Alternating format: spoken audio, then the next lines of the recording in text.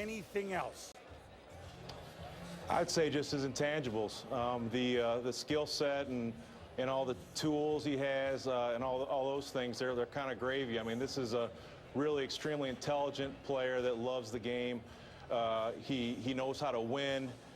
He has instincts that you can't teach, and all the physical tools and traits that he has really are really a blessing, because you look for these quarterbacks to have what he has from the neck up, and a lot of times you don't get all the other attributes, and he really has a full package, and it's evident on the film no matter what you watch or when you watch it, from what year or what have you. He's proven it on the field. Andrew knows what he's, I don't mean getting into, but look, you're in a complete rebuilding phase. New coach, you're new in this role. Does he have a complete understanding of what it might take mentally and physically? Obviously, he's a pretty bright guy, he knows, but does he have that understanding right now here in April, what he may be facing this fall? I think he does. I think he knows it's a great challenge, but I think it's part of what makes him great is I think he welcomes the challenge, and I think he has, the qualities to see it through. So, we're extremely excited to have someone of his caliber, and the tangibles and just overall talent to bring into this situation, because, he has leadership skills, he has, intestinal fortitude to get through adversity, because he's going to have it, being a rookie quarterback. So, I think just talking with him and spending a lot of time with him over since he came out, it's evident that he has the right stuff to step into this role and be that guy for us. In Indianapolis, do you have the feeling, because they went through it, I'm talking fans and the community, in '98 with Peyton Manning when the team wasn't very good, and obviously they became very good for a long time. Do you have the feeling that the community and the Colts fans understand what it will be, that it will be a few years moving forward? Well, fans, you want them to they have great expectations of us. They pay a lot of money to come see us play, and I don't expect them to not have great expectations, and we're gonna do our best to meet those expectations. It's not going to happen overnight.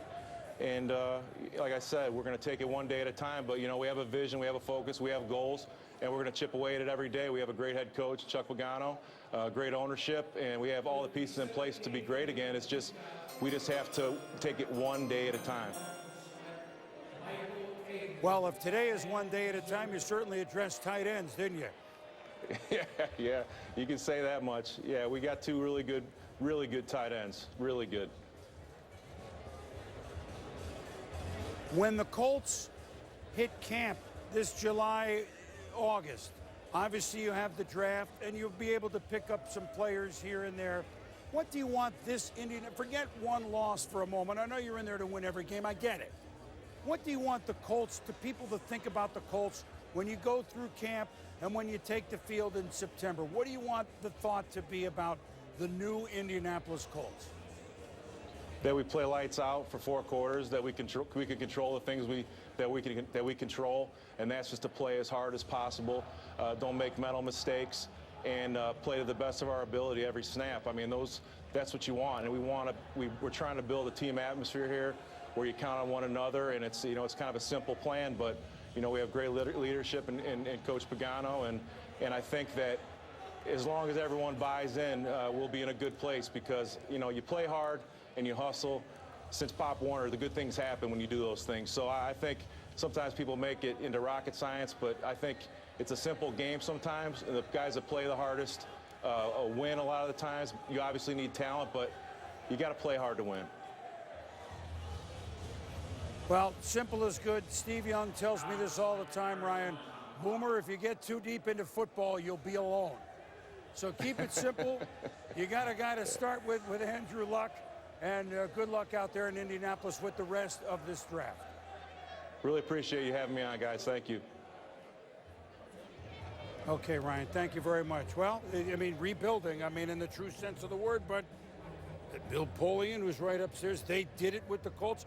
It can be done. It takes time. It's not going to happen. Andrew Luck's going to take some physical and mental licks, but guess what?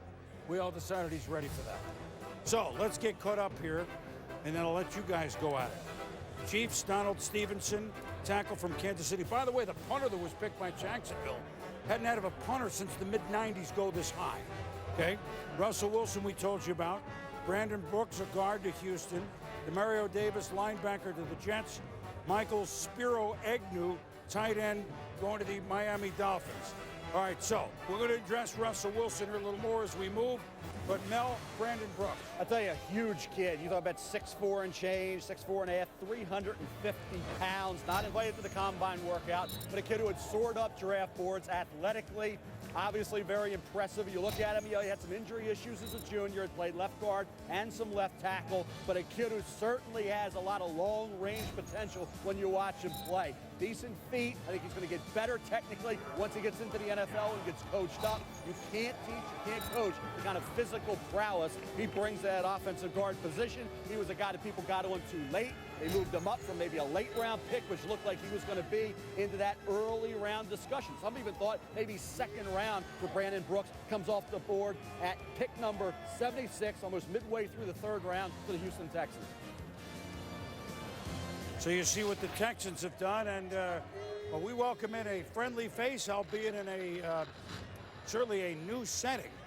And that would be the longtime head coach of the National Football League, but first-time head coach of the St. Louis Rams, and that would be old friend Jeff Fisher. So, Jeff, welcome again to the draft with new trappings. You come into St. Louis. Before you even hit this draft, what was your analysis overall of your team?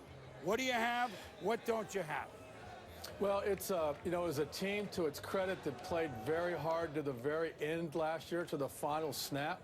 It was a team that was devastated with injuries across the board in all the positions. But most importantly, it was a team that has a quarterback. And you know, so as you can see, our focus for the most part has been to bring people and surround Sam with better players. We did that through free agency with Scott Wells, and you know, we've done a little bit on the defense, a lot of holes, and I think we've begun to fill some of them so far. Jeff, how will you guys handle the defense coaching-wise? Obviously, you got a lot on your staff, including yourself, that understand football, but the defensive side of the football, but specifically with Greg Williams, your hired defensive coordinator, indefinitely suspended. How will the Rams handle that? You know, we're going to do it with a collaborative effort. We've talked about it for the last 3 or 4 weeks. Our defense is being installed right now by the assistants, and I've got, as you know, I've got former play callers on the staff, and Dave McGinnis and Chuck Cecil and myself, so we're going to sort things out. We'll be just fine. It's not going to be as hard as people think it's going to be. Jeff, Janoris Jenkins, Trumaine Johnson, you drafted, you signed your old player, Cortland Finnegan. That's going to be quite some interesting secondary you have, isn't it? Well, as I said, Chris, there were a lot of injuries last year. We've got a couple guys that are still rehabbing. They're not back yet. And it's this is a division where you need corners. You got big receivers. You got big running backs. And so we feel good about it. You know, obviously people say, hey, you reached and you got some risk stuff going with Janoris. I don't think anybody in the league did as much background information as we did, particularly because we were sitting there with both the two number 2 picks. Obviously, first round value, probably top 10 value. We did our research. We're satisfied. Every person we talked to said, take him. He's a good football player, and the stuff's behind him. So we're excited. We're going to keep him on the straight and narrow, keep him focused. He's all about football, and we're excited to coach him up. Have you spent some time with Janoris, had a chance to, before today when you drafted him, get to know him a little yes, bit? of course, yeah. We spent some time, and again, we interviewed high school football coaches and school principals and everybody. So we're pleased with the information that we're able to obtain, and we're going to give them an opportunity to be a successful pro. Jeff, there'd be no question that you'll be back in the NFL if that's what you wanted. What did 1 year away from coaching and being a head coach, and a successful one at that, what did 1 year away from it make you maybe appreciate more? Is that what I'm looking for here about the game of pro football? Why you really can't wait to get started here again in St. Louis? Well, you know, Chris, I did get away and